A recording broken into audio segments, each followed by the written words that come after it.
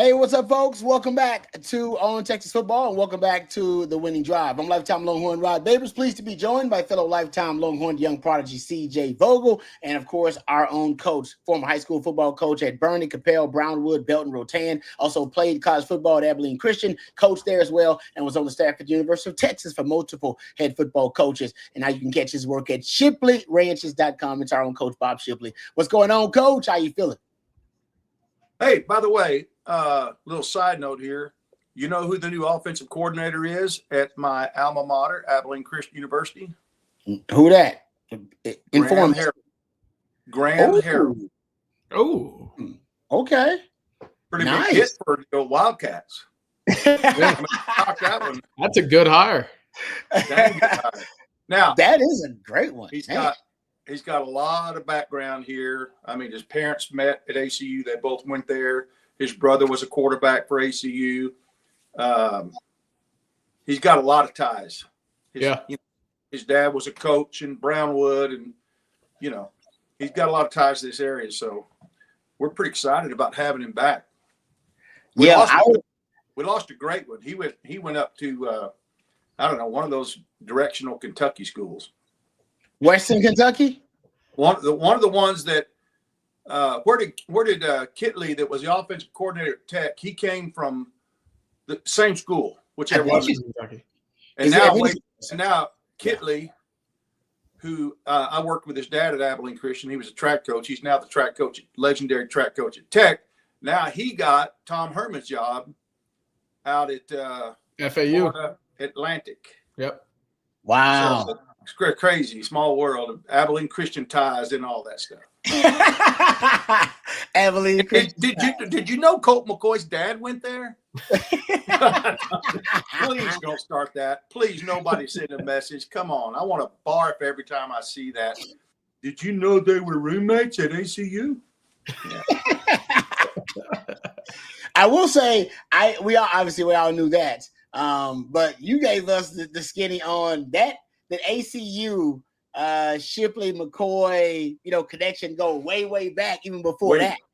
That's the real story. It went back to their grandparents. Yeah, to their grandparents. Yeah, there you go. That's still crazy. That's the crazy. That to me was news. I was like, whoa, that blew my mind right there. And actually, speaking of, since I'm talking about it, I'm actually going to be a part of the crew that's going to interview Colt McCoy on Friday tomorrow at Antone's. CJ's going to come out there. It'll be Third and Longhorns crew. So Alex Okafor and Derek Johnson and Fozzie Whitaker and Jeremy Hills and myself, Nick Shuley, the whole crew. We're going to interview Colt McCoy at Antone. So if you got, South by Southwest, if you got the wristband, I think you can come on out and just come hang out. So it'll be pretty cool. So I think it's around 1:30, somewhere around there, I believe, if I'm not mistaken. So just throw that out there since Coach got me thinking about it. Tell him Goober says, hey. I will. I'm going to drop that in. Actually, we interviewed Case last week.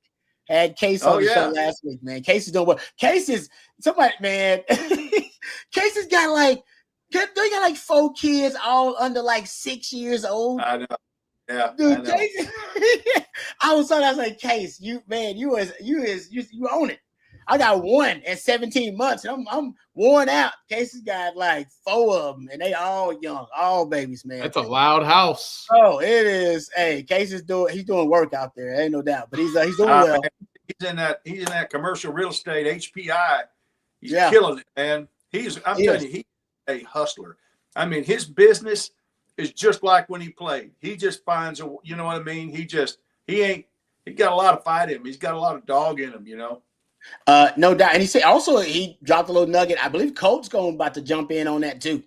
I believe they're about to make it a little family business. I think Colt's about to jump in with him as well and get it on the same thing. So he's doing really well. And of course, but Coach is right.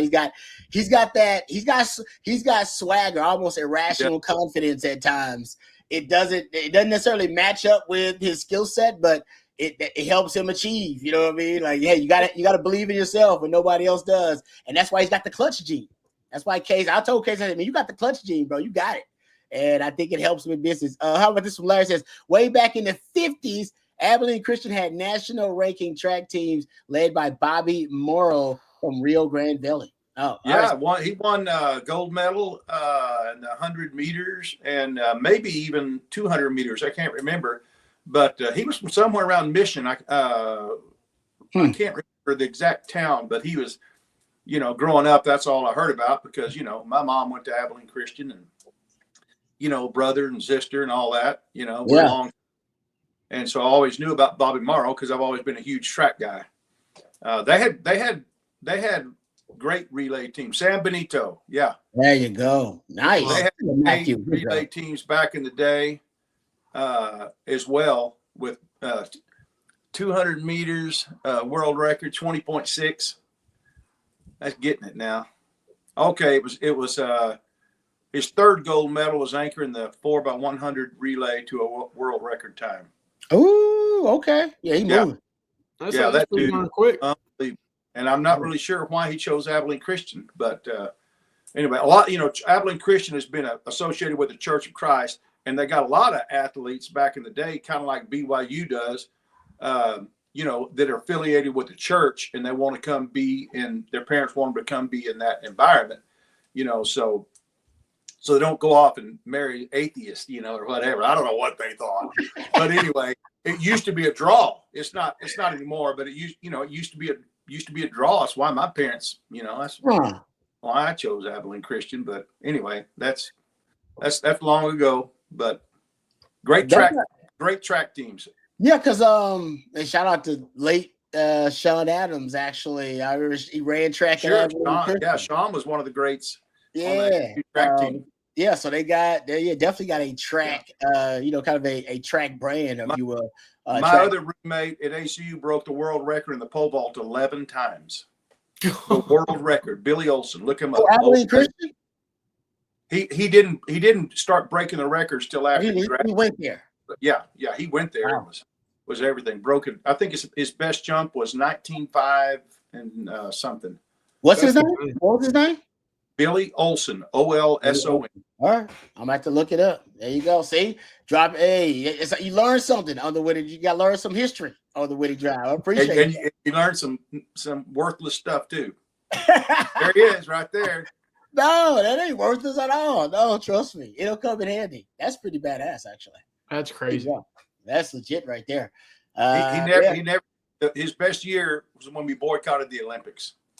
So he never medaled. Yeah. Oh man, I'll tell you what's interesting. Going back to the Graham Harrell thing initially, and that's why we started, because you said he's the new offensive coordinator there, right, Coach? Graham Harrell. Yes. I one of my favorite Graham Harrell quotes. I don't know why it stands out. It just stands out. He said that the air raid is more than an offensive system; it's a religion. And so I never heard that. Oh man, he lives it. So the air raid coming with him. He believes in it that much. He's that much. He said that's why he said you gotta live it. You can't just have it as a system. It's part of it becomes what you believe. It's a belief system. Almost. Yeah. I love that quote. I don't know if that's good or bad, but I always love that quote from Graham Harrell. I think he said he got it from Mike Leach, of course. I mean, it's like not like he didn't come up with that. He said he got it from the late great Mike Leach, of course. Yeah, that would make a lot of sense. Yeah, the guy that called pass plays. Did they say that basically every Mike Leach play that he calls a pass play, and you have to check to run plays? That is, I don't know if that's a myth or a folklore or whatever. That was one of the things they said. He would often end up dog cussing his quarterbacks because they didn't check to a run play. They're like, Coach, you called the pass play. He's like, yeah, but you got to look at the defense and what they present, and they give you a light box. You check to a run play and get them easy yards. And he said it's a lesson all the Leach quarterbacks apparently had to learn. Like, oh no, he's gonna call the pass play. You got to check to the run. So I don't know if that's true or not. I don't know, but I love Mike Leach stories, no matter how they come.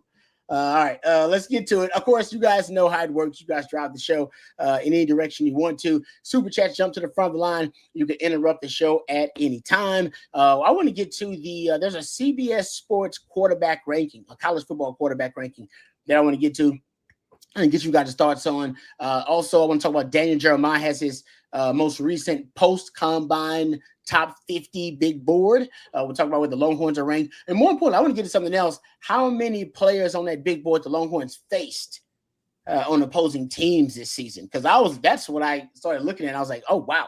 the number really jumped out at me. So we'll get into that too coming up. We'll also dive into a lot of mock drafts. You guys know I'm kind of a mock slut, so lots of mock drafts out there. There's Lance Zierlein has a mock draft. Charles Davis of NFL Network's got another mock draft out there. So we'll jump into the mock drafts and talk a lot about that. But also get into since we're getting closer and closer to spring football. Yes, we know there won't be a spring game, but we'll talk about how the team is going to look, the new iteration of Texas football 2025 with Arch Manning as the starting quarterback. So we'll get into that too. But you guys throw out your questions, comments. We'll try to address as many of them as we can throughout the show. And we'll start with, of course, whatever your questions are. This one's from David, Coach, because Coach, you said you were a track guy. Number one, because David Parcells is a question here. Coach, what's your fastest 440 time? See, I want to know, what do you run? What do you run, Coach, in track? Because you're a track guy. I got to tell this. I won't go through the whole story. I'll tell you guys. Please, no, go through the whole story. Well, first of all, in college, I threw the shot put. Oh, I didn't know that. You never told us that. We were Division II, and I wound up being an All-American in track and field, and our team won the national championship. We scored 200 and something points. It's the most points ever scored in the NCAA track meet. Whoa.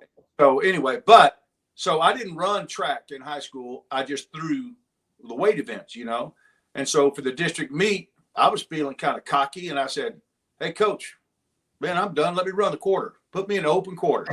Put me in the open quarter. I ran a 56.1. And I thought I was gonna die. I mean, just thought I was gonna die. I mean, I've been running. I mean, I do some short sprints, and stuff like that. But I was about 215 or 20 pounds.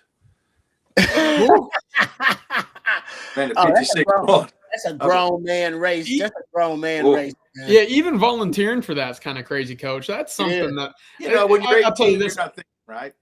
Every time I go to a school around this time of the year, maybe a little earlier, like in January, when kids are just getting back from the turn of the semester, and like, all right, so you working, you running track this year?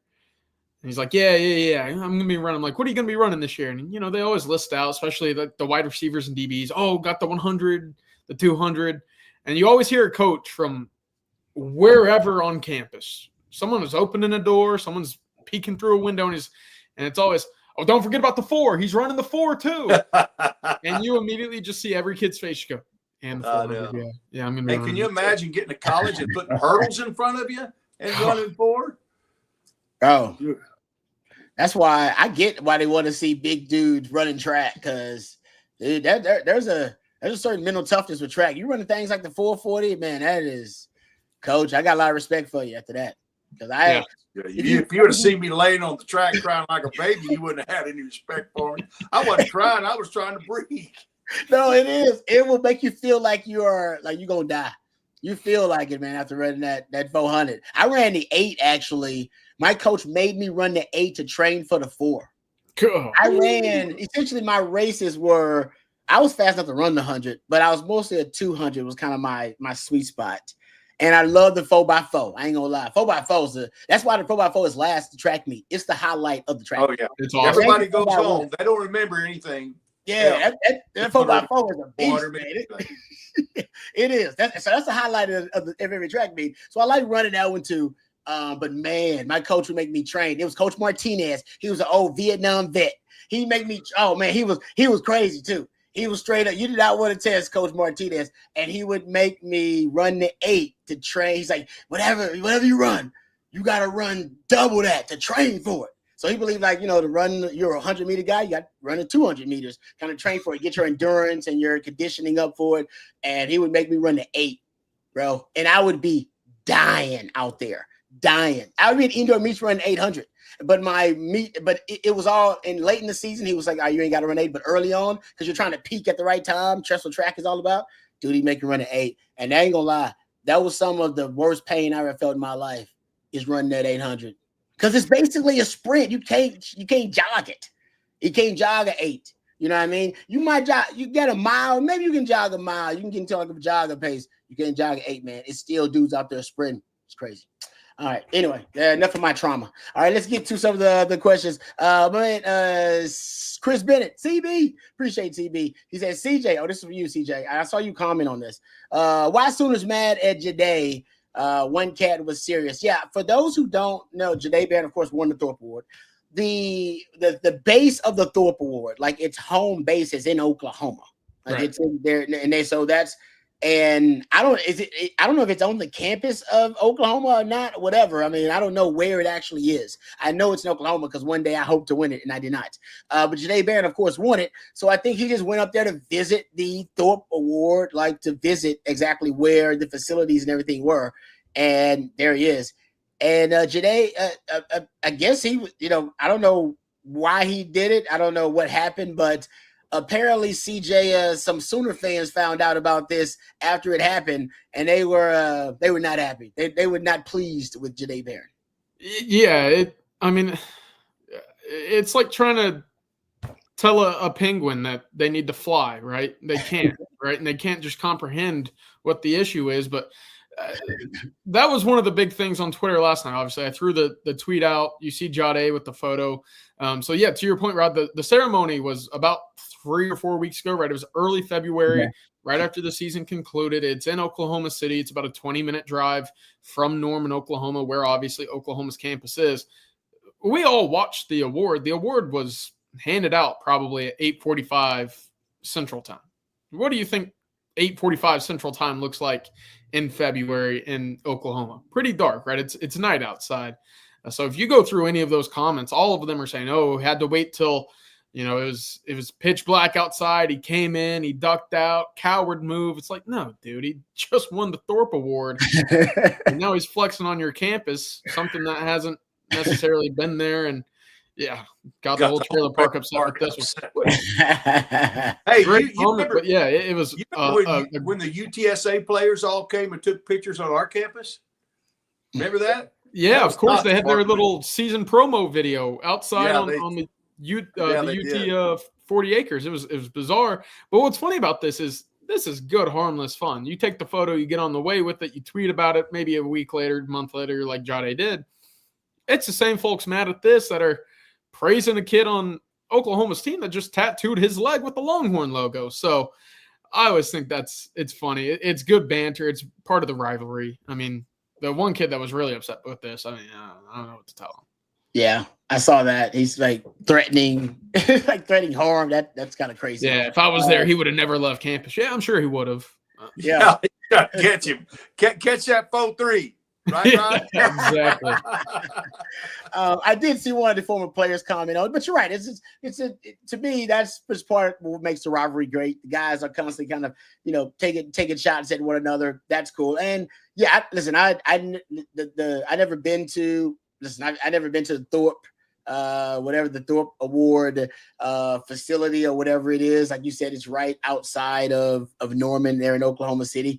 I've been to Stillwater. I've never been to Norman, by the way. Been to Stillwater as a sideline guy. You never travel to Norman because you play Oklahoma and Dallas. I never got to travel to Norman, but I've been to Stillwater. That's the only time I've been to Oklahoma. Only time I care to go to Oklahoma. Now, if I went to Thorpe, that'd be great. I'd want to hang out there, but only time I cared to go to Oklahoma. I did go. I was with Craig Way, and I went to Okarche, Oklahoma. I believe is the name of the town.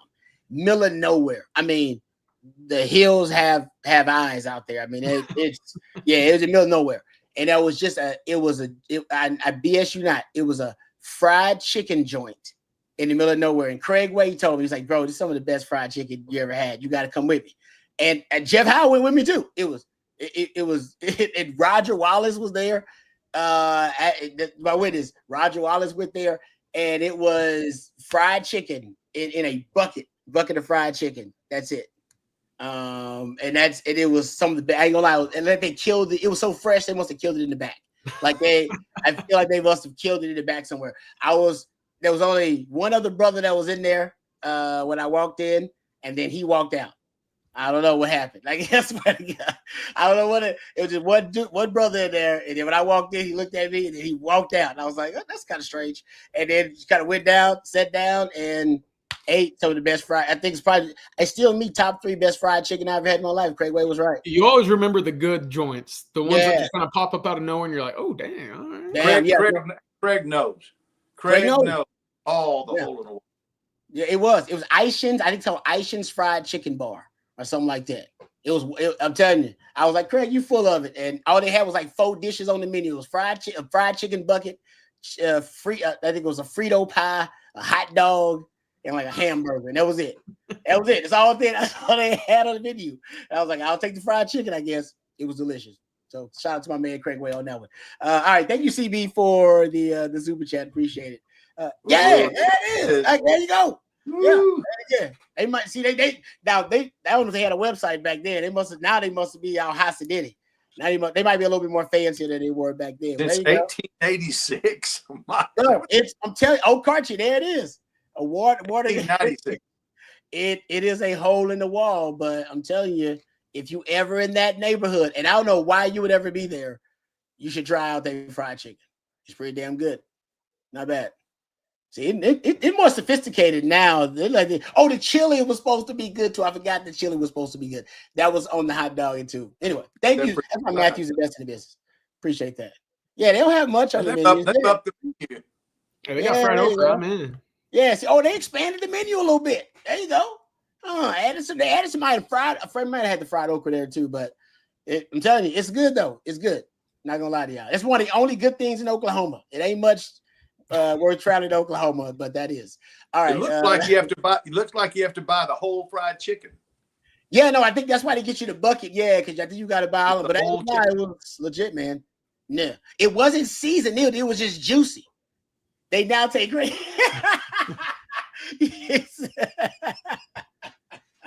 That's how you know. That's how you know.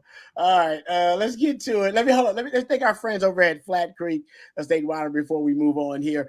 Thank you to Flat Creek Estate Winery for sponsoring the winning drive. We appreciate them and all of their support.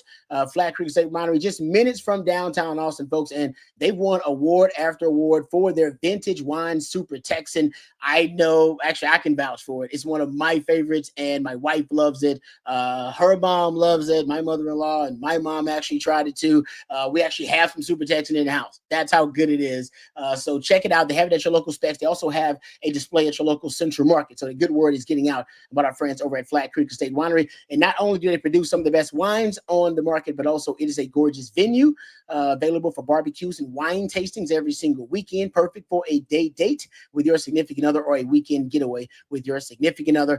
Recently, we were told, I think it was last year, we had a member of the Owen, Texas family get engaged there at Flat Creek Estate Winery. So they can handle all types of events, and no matter how fancy the festivity, they can handle it there at Flat Creek Estate Winery. We appreciate them for being a part of the Owen, Texas football family and sponsoring the winning drive. That's flatcreekestate.com.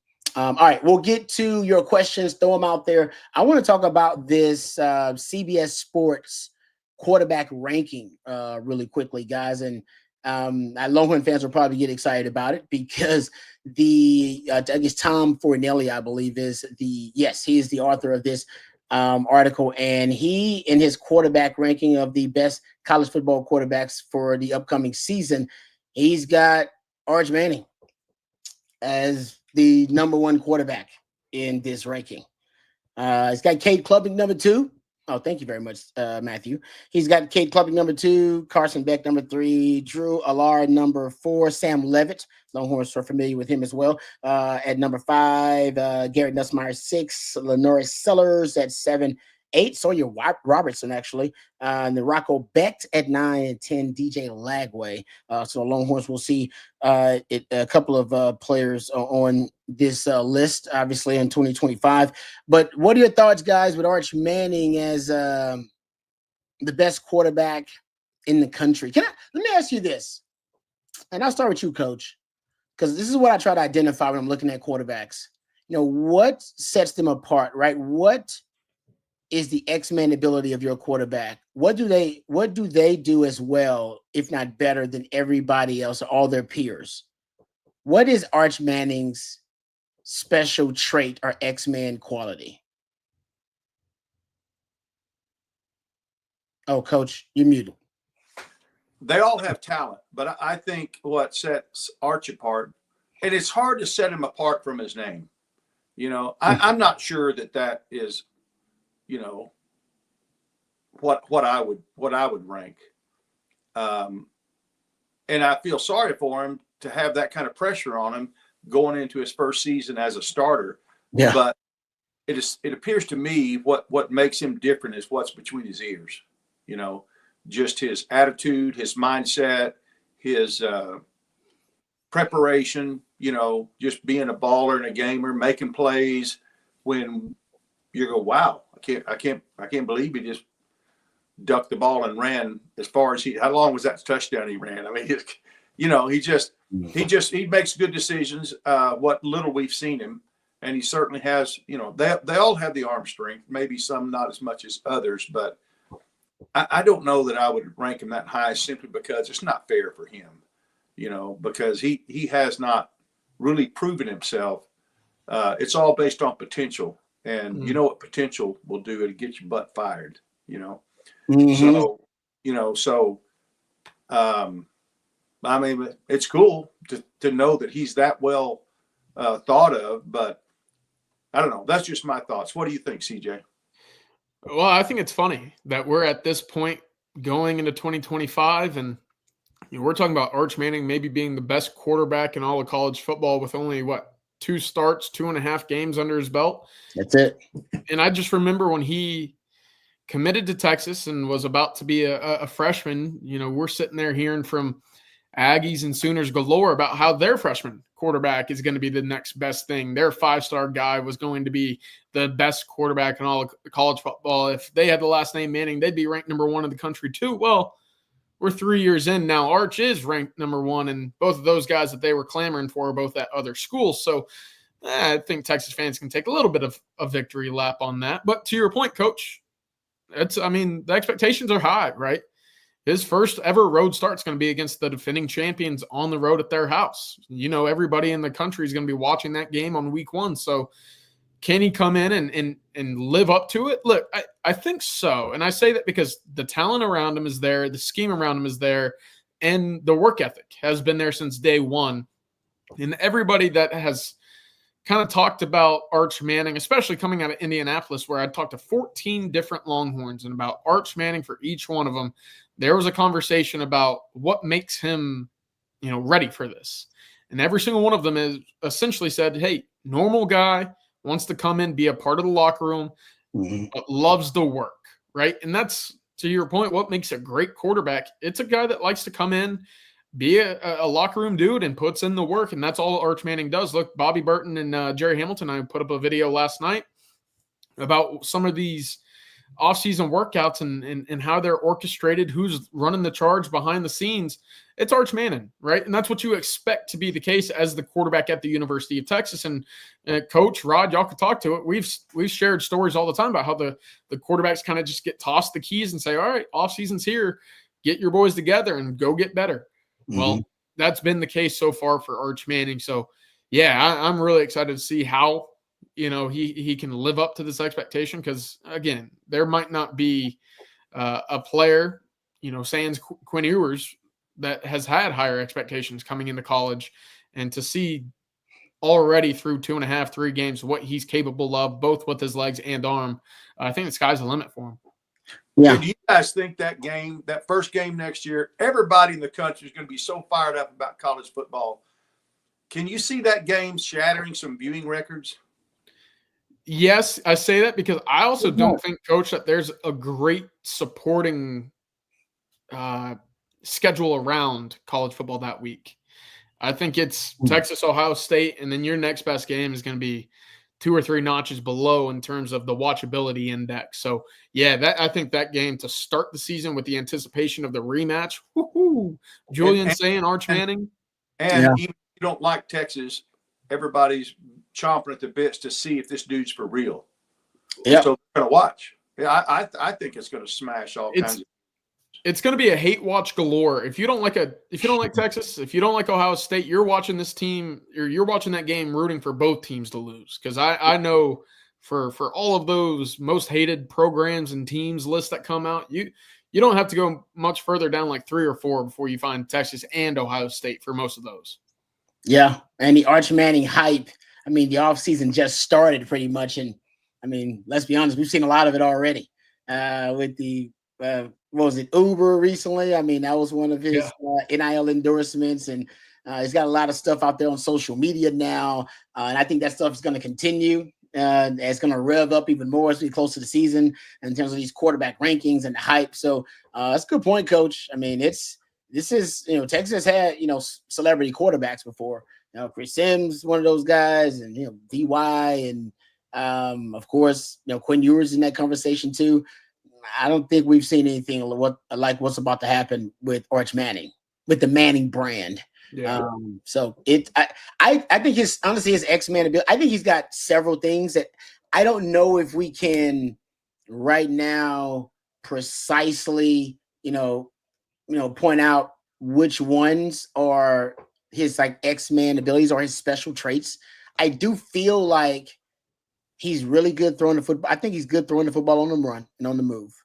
I think he's actually really comfortable off schedule, which doesn't seem like that's only a Manning trait. But I feel like when he's got to go to the second reaction plays, I feel like there's a comfort there, probably because of his athleticism, right? The guy he can run a little bit, so he's not totally a fish out of water when he's got to improvise.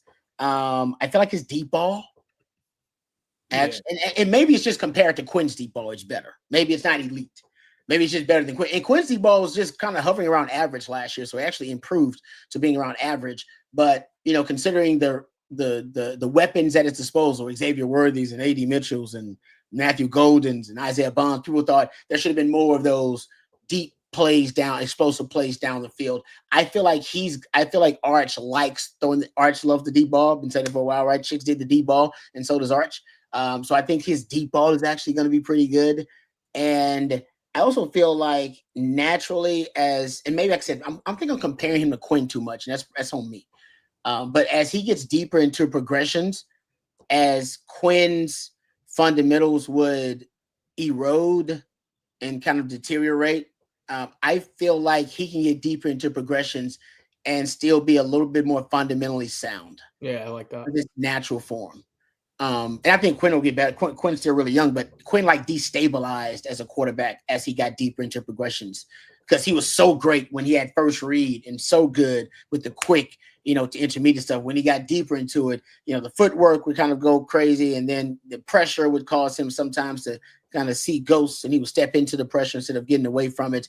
But I think Arch will be better in that sense. I was talking to Jeff Howe about that, and that the route tree may be a little bit different too with Arch in there, just because of he does get deeper into progressions, and maybe you do get some of those deeper, longer developing routes with some of the old school kind of traditional play action pass and some of that stuff with Arch. So and of course we talk about the quarterback run game. We've talked about that. So can't wait to see how the offense is going to look with Arch at the helm. I just think it's going to be different. It's still going to be the Sark offense, but it'll be a different version of it. It'll be a kind of a remix of a Sark offense because of the different skill set of Arch. Yeah, Coach, I've long had this kind of theory about quarterbacks whenever they come into college. Guys who didn't play behind great offensive lines in high school, that they're just a little bit further along with that internal clock because they've been used to it for so long, right? That was one of the things that stood out about Trey Owens immediately last year in the spring game was, he recognizes and feels whatever pressures around him, evades, eyes downfield, and creates some play that normally you don't see that early, but because he's been used to that. Arch Manning very much in that same category. I mean, he had guys looking like me that were on his offensive line at Isidore Newman. For Quinn, a guy that at South Lake Carroll was behind, multiple 300-pounders, a couple D1 guys. Do you think that there's anything to that, any substance to the theory that because there's some quarterbacks who've always been behind I don't want to say bad, but, lesser quality offensive lines and pass protection, they come into college a little bit quicker or further along to figuring out how to escape and extend plays? Yeah, I think there's two sides of that. One, yes, they have to survive. They have to make plays. That they've got to improvise some because they don't have much time. And you see those guys when they're starting to scramble, especially with scrambling lateral, flip the ball to another guy or, just make heads up plays like that. But I've also seen the other side of that. And that is it's hard to get them to reset that internal clock with D1 5-star, 4-star offensive lineman in front of you. You don't have, we noticed that some with Quinn, he would not stay in the pocket long enough and he would start getting, happy feet and all that. Not saying he didn't have a good offensive line at Southlake, but I've seen it both ways where a guy's that he's had to do that for so long. It's hard for him to get comfortable in the pocket because he's so used to it breaking down and not having much time. So it can work both ways, but I do for sure think that guys that have had to do that early in their career are much more apt. They don't have to think about it because that's just how they had to survive in high school. Good stuff, guys. All right. Well, let me ask you this, since we're and before we get back to the questions, we're talking about, how the offense is going to look this upcoming season with Quinn. This is a great question, I think, from C. Gaddis here. Will there be more pressure on Quinn this past season or Arch this upcoming season with all the new arrivals on the O-line? That is a good question, actually. Good question.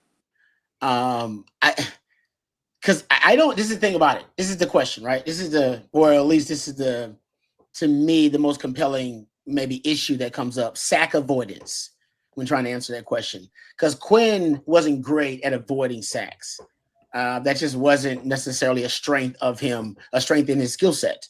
Arch may be pretty good at avoiding sacks. Now, just because you avoid sacks doesn't mean there wasn't pressure on you. Sometimes that's why you avoid the sack and why you have to scramble or why you have to evade or abandon the pocket is because there was pressure.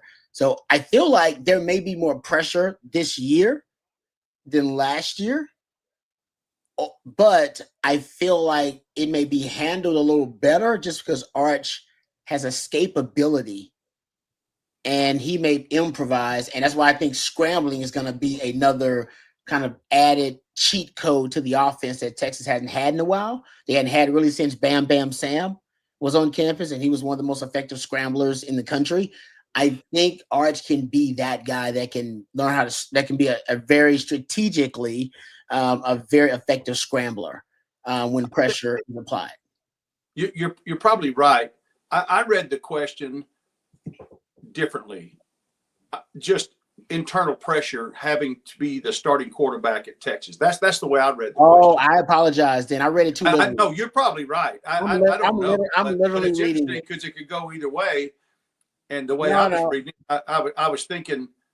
You're right. I was that's reading the question. I don't know. Quinn had. I mean, we were expecting him to lead us to the national championship. That's an incredible amount of pressure. Yeah. Quinn will have that same pressure, but he also has the pressure of living up to the hype. And Quinn had that too. Quinn had incredible hype, probably as much hype as any quarterback we've signed in I don't know how long. 100%. Yeah. So, yeah. Go ahead, CJ. I was going to say, on top of that, Coach, I mean, he had the pressure of fending off a Manning, right? He had to deal with keeping his job, which, as we all talked about, there was the conversation when he went down of whether or not he would get Drew Bledsoe. So for Arch, if he does miss a game, I don't think anybody would ever have that conversation. No disrespect to Trey Owens, who I think is a great quarterback, and KJ Lacey, who's already turning heads, but that added Manning emphasis was something that Quinn had to deal with, that Arch obviously has to deal with on the day-to-day because of who he is and the last name and stuff like that. But he doesn't have to look over his shoulder as much as a Quinn Ewers did, with the expectations of coming off of a semifinal appearance in the Sugar Bowl against Washington. It's some of those things that didn't stack up as much for in Arch as it did for Quinn, but also for Arch, and Texas has recruited tremendously. Texas sent 11 guys to the league in 2024. You get back with this group. Obviously, they're sending 14 now, so that's 25 guys off to the NFL. I wouldn't necessarily say this is going to be a less talented team, but There's a lot of unknowns right now, whereas you've had that continuity all the way with Quinn. That offensive line has always been something that Quinn's had to sit behind, that Arch won't have the luxury of. So will there be more pressure on Quinn than Arch than Quinn last year? I think individually, yes, but team specifically, no. I think the heights or the ceiling that were expected for the Texas team last year was a little higher than what it might be going into 2025. Yeah. No, I think there's more pressure on Arch. Obviously, literally, I broke it down. But to the coach, I do think, it's just that's just the nature of the beast. Right now, the expectations are so high. People are either having him in the Heisman conversation in his first year as a starter, or you got Texas and in the Final Four of the national championship in your first year as a starter. And if he doesn't make it to the Final Four, or is in the Heisman conversation, or in the conversation to be all SEC, I think Longhorn fans are going to be disappointed, and that's unfair, but that's just the nature of the beast when you're a Manning. And I lived it with Sims. It's unfair to those guys, but that's just when you're a celebrity quarterback coming in, high expectations, really high. So thank you for that question. We appreciate that, C. Gaddis. Freelance Society has a super chat. We appreciate the super chats, Freelance Society. By the way, you should go check out Freelance Society. Real, actual journalism happening over there. So if you want to learn something about the world and what's actually happening, check out Freelance Society. Looks like, thank you for the super chat. Looks like the 3 high safety defenses trending more every year in college football. What about offensive trends? Defense usually, 3 high is actually one of the few evolutions on the defensive side of the ball. There haven't been many, really. Not as many as offense. Offense seems to have a new cheat code. Seems to be every few years. There's kind of a new offensive cheat code or some new offensive trend that's taking over. Some competitive advantage taking over for offense. But I don't know if I've seen as many on defense, but 3 high is definitely the latest. And even Texas last year, for the first time, we saw them use some of those 3 high elements. But offensively, I'll throw it to you, Coach and CJ, both you guys. What about offense in terms of what is trending right now offensively? Well, that's we went through the air raid stuff, and then we went through the RPOs, and that made a dramatic impact on college football, all levels of football, high school and college, and some in the pros. I don't know that I see a trend. I think what we're seeing is kind of a combination of the West Coast offense and the air raid offense together, putting some of the best ideas and best schemes and kind of melding them together is something we'll continue to see. One of the things I have noticed about offensive trends, and that has to do with the position of receivers. And Rod, you probably noticed it too. The Cats nowadays are running insane, wicked routes. They're throwing heads. They can set you up so effortlessly. And I'm sitting here watching the DBs, and I'm going, how do you cover that? How do you cover that? A guy leads you one way, and then he may just take off and stay that way, and you were waiting for him to, cut or whatever, and he just did a little stutter. And I'm just saying what I've noticed is a great improvement in the way receivers are running routes. It's just mind to me at the level that they're doing it at, and so many great receivers that can set DBs up and just make them look silly. That's something that has obviously been emphasized, and it's certainly and it might have something to do with more 3D. Kind of keep them in front of you and let them make a mistake. I don't know, but that's my 2 cents. No, I think you're right, Coach. I think receivers have more reps, number one, because they're the more pass-happy offense in high school. They got 7-on-7. They're going to camps all the time, and all they're doing in these camps is throwing the football. And so I think you're right. I think, and I've said it before, You guys have heard me say it. Receivers, the deepest position in football at every level, high school, college, pro. It's just deep. There's just a lot of really good receivers out there.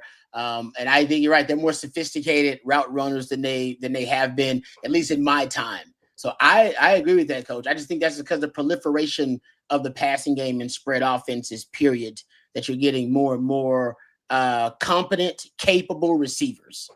And they're savvy. They're savvier at a younger age now than they used to be.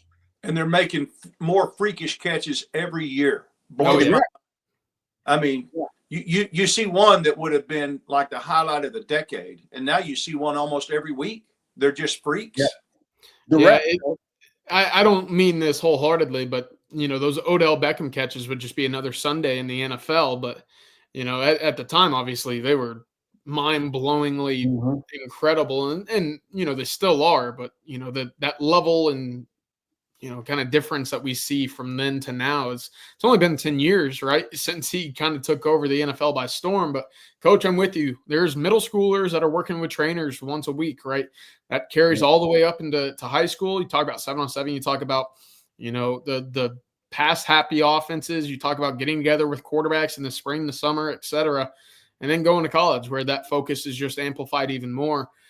What trends might combat the 3-high, Rod? We've talked about it for a while now, but look, if you're able to have a pony package or a 12 personnel grouping on the field that provides that same level of threat through the air as the ground, you're going to have to take opposing defenses out of that 3-high look. You're just taking one more guy out of the box while still posing a threat through the air.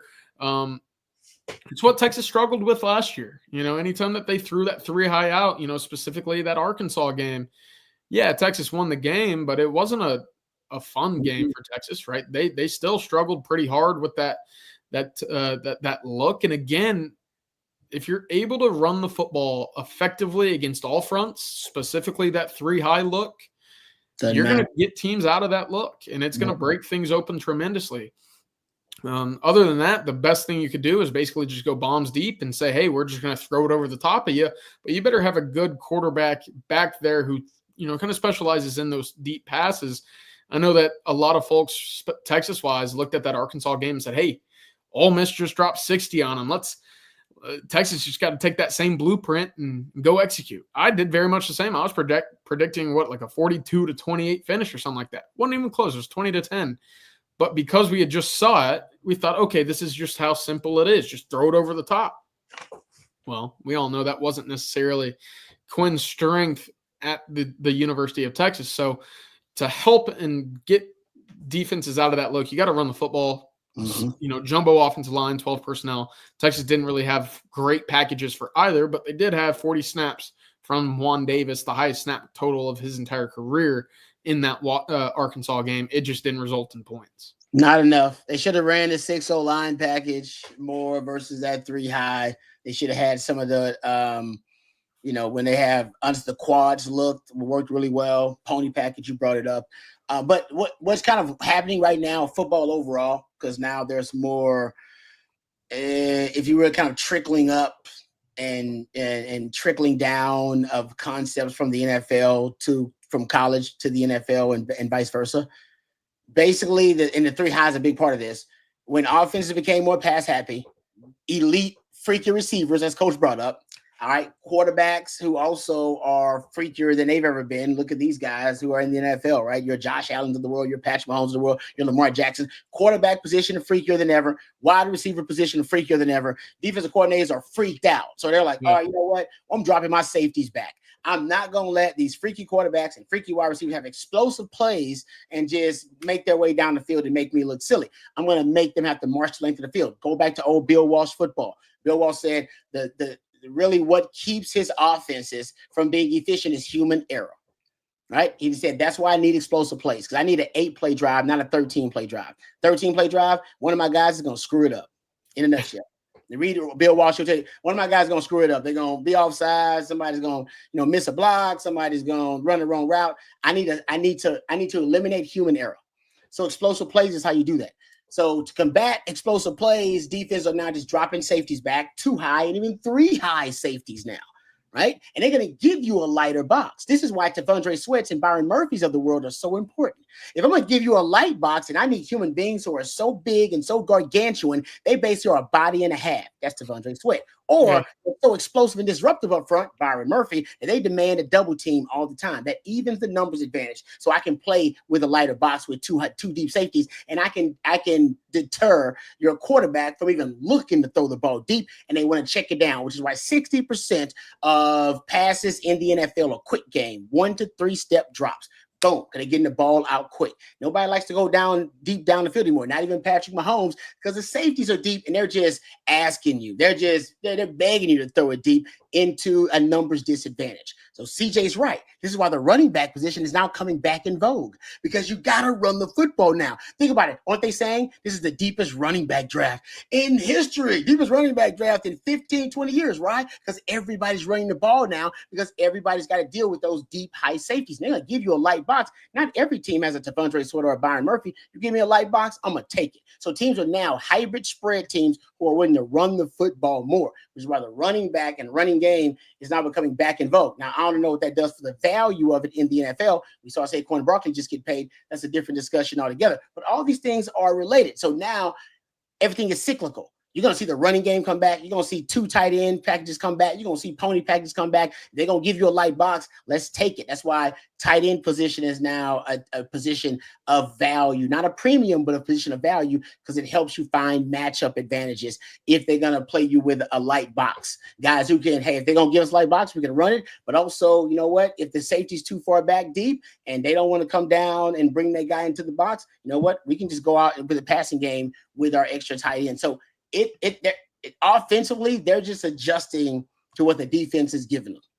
And all this stuff is going to end up being cyclical, because at one point, defense is going to decide to hell with it. We can't have all these deep safeties. We're going to bring these guys back down into the box, and then that'll start the cycle all over again, where they'll stop the run game, and then teams will start trying to throw the football more because they'll have a numbers advantage in the passing game.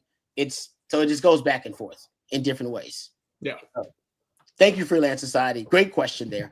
Let's thank our friends over at South Point Dodge really quickly for all of their support. We appreciate them. Texas football fans, you can score an easy extra point this season when you get to the point over at South Point Dodge. South Point Dodge has over 600 vehicles in stock, including a great selection of Ram 1500s, 2500s, and 3500s. Whatever your truck needs, South Point Dodge is your one-stop shop. And actually, right now is a great time for you to stop on by South Point Dodge, because they have a great deal happening with over 50 2500s, 50 Ram 2500s, all marked down with huge savings right now at South Point Dodge. Now, you can go see their inventory in person off of I-35 in South Austin, or you can go online and make it easy on yourself and go to southpointdodge.com and check out their exclusive inventory there as well. So whether it's a trade-in or whether you're looking for a new or a used car, trust me, South Point Dodge is the only place you need to look. Whatever your truck needs, South Point Dodge is your one-stop shop. Austin's automotive everything is southpointdodge.com. Really appreciate them for being a part of the Owen Texas football family and sponsoring the winning drive. All right, getting back to the questions here. Let's get to James here. James Henson says, who will be Arch's go-to receivers, Wingo, Moore, and this is the question. We talked about this last year. Who was going to be in the circle of trust last year? And I do think it was more expanded than it ever had been. Right now, we know Wingo and Moore is in that circle of trust, but who do you guys think is going to end up being that third, maybe the fourth guy in that circle of trust of the Texas wide receivers for Arch? Well, right now, that third starting wide receiver would be Parker Livingstone. So he's in that conversation. Of course, the two know each other very well. Parker's been a part of that throwing session, just as some of the young wide receivers in this offseason too. So can Jamie French make some noise in that conversation? So far, I've heard he's had a great understanding of the playbook early on. Dalen McCutcheon kind of filling in that DeAndre Moore role as well. But I still think and still believe Texas is going to go portal shopping for at least just one wide receiver in the spring portal. Will that be a guy that, I think is a big-time playmaker down the field? I think it should be, especially when you start considering some of the strengths of a Ryan Wingo, a DeAndre Moore. But the two of them plus a Livingstone and who is kind of where I'm at right now. I think, I need to hear a little bit more about Aaron Butler, and I'm still waiting to hear back. I just want to see Freddie Dubose on the field before I start throwing him into the mix. Because, again, haven't seen him, haven't heard from him, so it's an unknown at the moment. All right. Thank you for the question. Yeah, Parker Livingstone is the one I'm thinking you're hearing the most about, but it'll be interesting to see if somebody else ends up stepping up or if they go to the transfer portal. And that's one thing about going to the portal. You also have to look at what your quarterback strength is. Yep. You know, do we have people that can get behind DBs? Mm-hmm. You know, and if we don't have enough, or we don't, you know, if there's a guy that can absolutely fly, that can, you know, catch. Everybody wants them, but we can get those guys. I mean, everybody wants to play with Arch. You know, people want to play for Sark.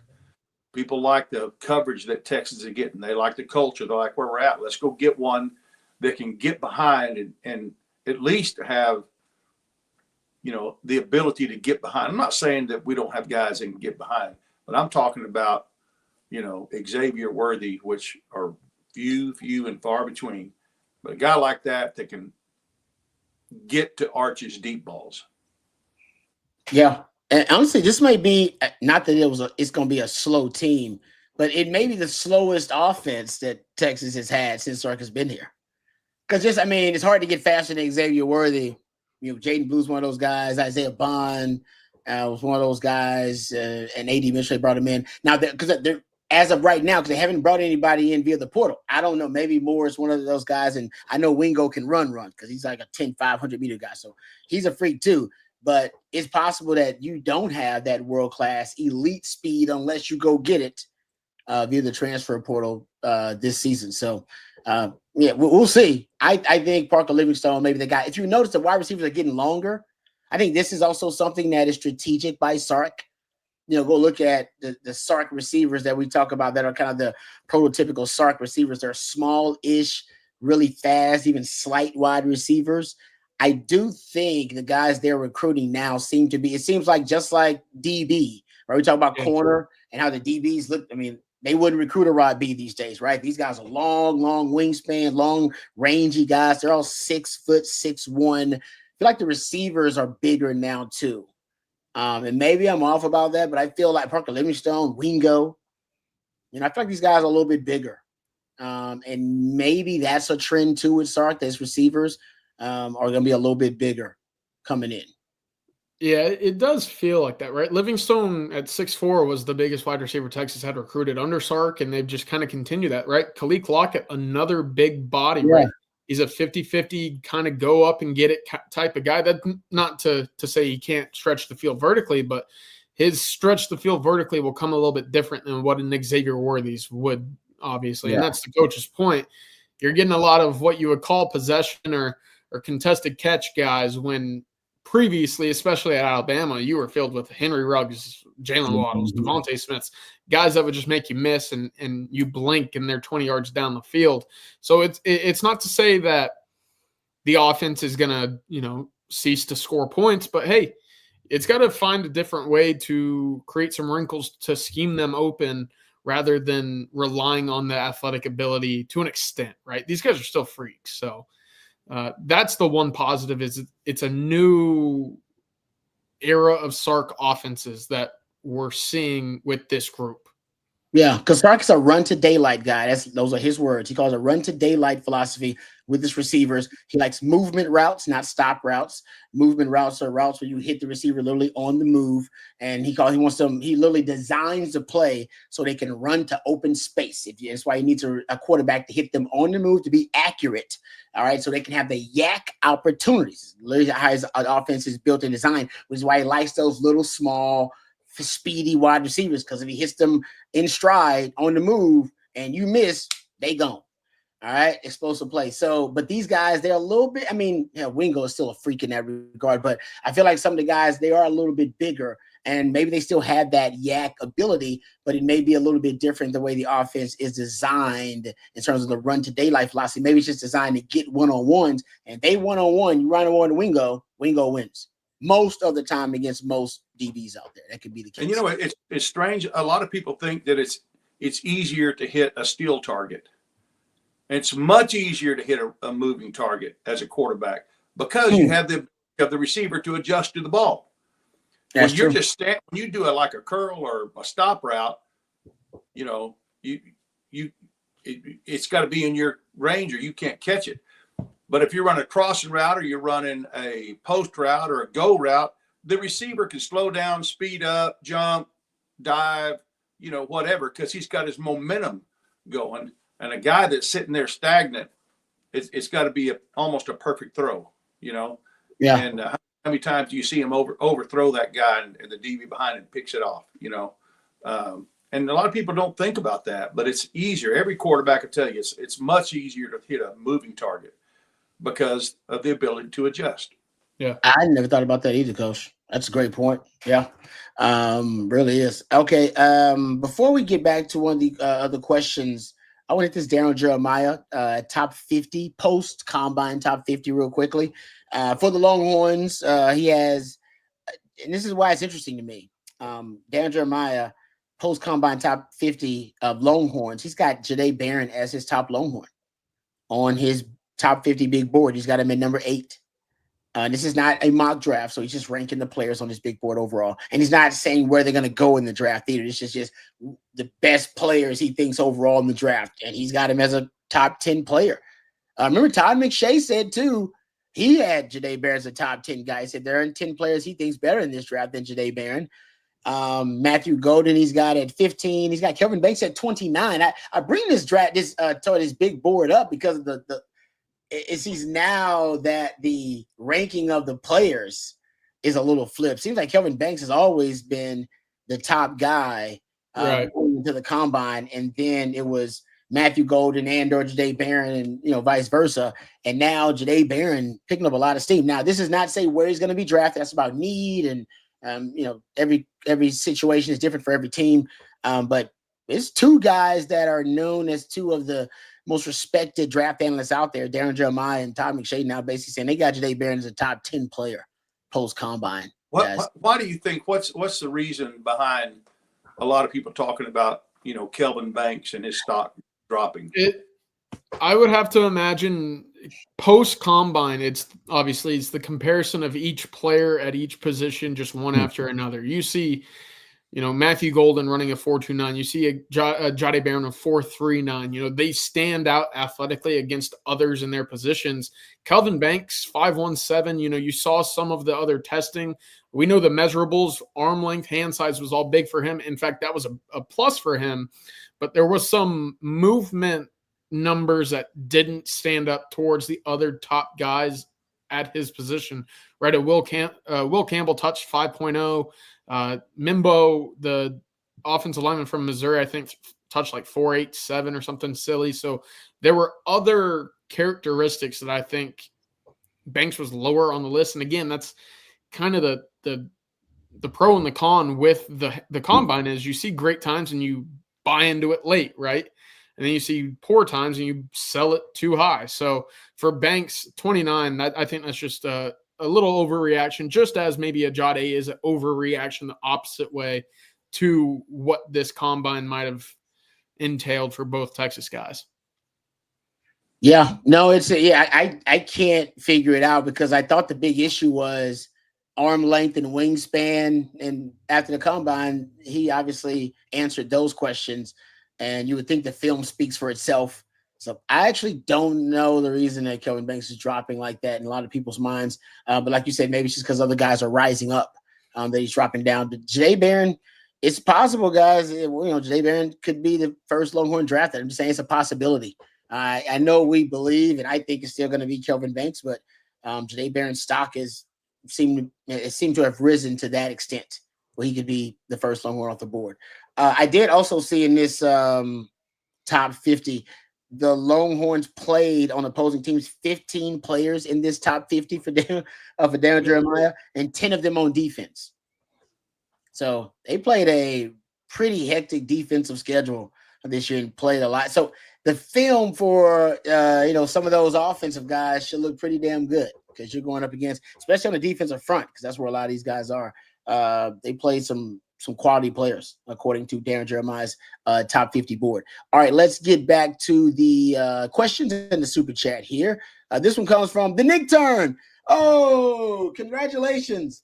Nick Turn says, thank you for the super chat. Says, welcome, brand new Longhorn to the world this past week. I'm assuming that's Aries Coronado, but if I got it wrong, the Nick Turn, send me a phonetic spelling of it so I can get it right. 3 boys deep and ready for a football dynasty hookup. Ooh, that's 3 awesome. boys deep. God bless you. Yeah, I would say you in Case and all your man. God bless y'all. Yeah, get ready to load up those grocery bills because that's coming soon. I would bet. Oh yeah, I wouldn't know, but I would bet. Congratulations! Congrats! I love the name, by the way. Love that name. That's a great name. It just had me, baby girl. So I realized how important the name stuff is. That is a fantastic name. So the Nick Turn, congratulations, and we thank you. Appreciate the super chat. Thank you for joining us today too, because we know you don't have a lot of free time on your hands. So appreciate you. Apparently, he does. No, I got one, and I don't have that much free time. So hey, the Nick Turn, good stuff, brothers. Congratulations for sure. Yeah, awesome. That is great. All right. How about? Oh, actually, this is a question. I know we answered one from C. Gaddis earlier, but I wanted. He's got some good questions here, and I think I screwed up the first one anyway.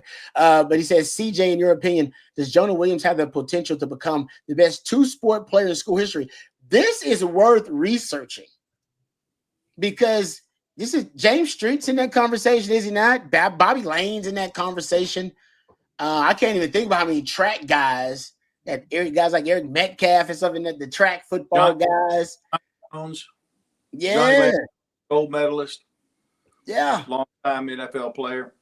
This might be worth a rabbit hole in a research project. That's why I wish the late great Bill Little was still around. We need somebody that can actually give us the history of this kind of stuff. I don't know if anybody's ever kept up with it, but that's a great question. Yeah, it is. And again, I think he's going to have a brighter football future than baseball, but hey, if you're able to just scratch the surface on the baseball field with what he's expected to do on the football field, you're going to have a heck of a 2-way guy. So I'm excited for both. Of course, he's not expected to participate in the spring. We'll get him back on the field for the fall, but Jonah's one of those freaky dudes. So you never know, but that's a tall task to become the best 2-way guy in school history. With some of those names you just mentioned, Rod. So we'll see, but fingers crossed, right? Man, that's a great. I think we got to do research on this. We got to figure this one out. I might have to go down the rabbit hole and try to figure it out. But I know there's not a lot of like record keeping of it, like from Texas side. Texas should keep up with that. That should be something. A list of. Wasn't Steve McMichael a good shot putter too? You could be right. See, I'm gonna hit up John Bianchi. John Bianchi. I think Steve McMichael, either discus or shot. I kind of think shot put, but anyway. Probably not in the street, Johnny Lamb conversation, but still though, that's pretty damn. I mean, I think he probably would end up as one of the best, but I don't know how long the list is. This is something we got to figure out. So you know what? We're gonna do some research on this. This is worth it. By the time Jonah Williams is a superstar, we should have the list and be able to rank it. But I'll reach out actually see if Texas has a record of it. Like I said, this is one the late great Bill Little would have been like, oh, I have that. And who knows, he might have notes that Texas still has, but usually somebody's keeping track of that kind of stuff. My first go-to would be Craig Way. Craig Way would, I can text Craig and ask him too. Craig probably would have a little record of it. Okay. All right. I'll reach out and try to see if we can kind of get a list together and go down a rabbit hole myself and try to figure it out. That's a good question though. I mean, it's great. And I'm thinking, it's usually football, track, football, baseball, right? Yeah, I wonder how many basketball 2-way guys there are. I feel like that's the one sport that doesn't have as many comparable skills to. Agreed. Good point. Yeah, it's usually I haven't even looked at the women's side. Has there been a female athlete that's been to sport? Like I don't. Question for Craig Way. I'm ignorant. I don't know. I would like to know. See, this is why we got to. You know what? I'm texting John Bianchi. I'll text him later. I'm not even going to try to figure it out on air because I'm going to make a fool of myself. But thank you for that question, C-Gas. It's a really good question about that. And I did predict Jonah Williams would win the Thorpe. When I saw him, I was like, That I ain't say well, I predict he win. I said he has what it takes to win the Thorpe. But now that Coach Akina's there coaching him, I might as well just say he's gonna win the Thorpe then.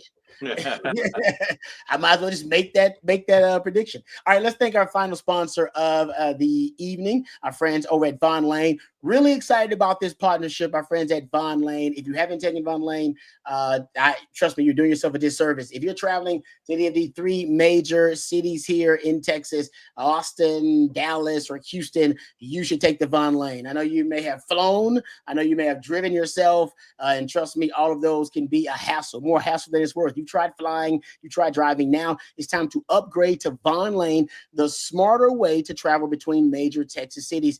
And for the out-of-state listeners, actually, Von Lane now connects Nashville, Memphis, and Atlanta. But let's face it, flying is a hassle. Security lines, you got packed gates, delayed flights, all for an hour flight. That's not even worth it. Not worth your time. Driving also not much better. If you ever tried that same day round trip, that can be a bit of a pain, whether you're going to Austin or you're going to Dallas or Houston. That's hours of lost productivity. Emails piling up, calls going unanswered, work left undone. You got traffic and road rage you got to deal with. You don't want to deal with that kind of stuff. Why waste a day when you could stay connected and productive with Von Lane? Von Lane changes everything. It's luxury regional bus travel, what some call a private jet on wheels. I've taken it myself to Houston several times. Also, I've taken it to the DFW area. You can sink into a plush leather seat with a leg rest. You can stay connected with complimentary Wi-Fi, get a lot of work done, complimentary snacks and drinks on every trip, plus delicious meals on select departures as well. If you need to freshen up, they even have hot towel service for you. Yes, folks, even hot towel service. It is first-class service. They got eye masks and pillows and blankets. The Von Lane team takes care of every detail so you can sit back, unwind, relax, get work done, and enjoy the most comfortable travel experience on the road. Now, business travelers, they can recapture your productivity. If you're just traveling for leisure, you can sit back, relax, and take a nap. But if you're planning a football game or a concert, a special event, you can charter your own Von Lane coach, actually, if you need to do that for the ultimate group experience as well. Von Lane is first-class travel without hassle. See for yourself. Visit vonlane.com. That's VONLANE.com and use the promo code OTF25. That's OTF25 for $20 off your first trip with vonlane.com. I've taken it several times myself. I'm a big fan of it. You will be too, no matter where you're traveling to Houston or to Dallas or to Austin. It's a great way to travel. And thank you guys for all of your participation today, all the questions, the super chats. We really appreciate it. Thank you to Matthew behind the scenes. He's the real MVP. Thank you to our sponsors as well, vonlane.com, southpointdodge.com, and flatcreekestate.com as well. Coach, we appreciate all of the levity and the wisdom. CJ, thank you for the nuggets and the expertise. Tomorrow we'll have the live stream at 1 p.m. That'll be a live stream tomorrow. And you have Coffee and Football. If you missed any of your questions, we apologize for that. Direct them to the guys at Coffee and Football starting at 8:15 tomorrow. Like I said, you'll have the live stream at 1:15 as well. For Coach and for CJ and for Matthew, I'm lifetime Longhorn Rod Babers. Until next time, hook 'em horns.